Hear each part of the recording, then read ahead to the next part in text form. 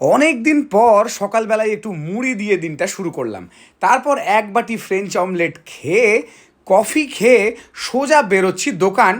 এমন সময়তে হুকুম হলো একটুখানি বাজার করে দিয়ে যেতে হবে, মানে শুধু চিকেন আর কি। চার পেয়েদের খাবার, শনিবার তো তাই।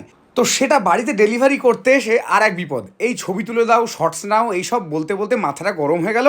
কোনো রকমে তাড়াতাড়ি দোকান পৌঁছে ধূপ টুপ দিয়ে কাজকর্ম করে লাঞ্চ বক্স খুলতেই মনটা হয়ে গেল বেজায় খারাপ। নিরামিষ সব, শনিবার যে, তাই ডিমের একটু ভুজিয়া আনিয়ে নিলাম। তারপর এক বাটি আঙুর সাবড়ে দিয়ে দোকানের বাকি সময়টা কাটিয়ে এইবার বেরোচ্ছি বাড়ি যাব বলে।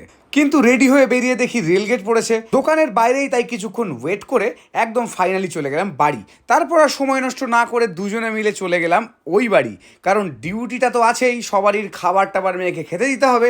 তো একদিকে চললো ওর খাবার মাখা, আর সবাইকে একসাথে পেয়ে বসে গেল একটা জমজমাট আড্ডা।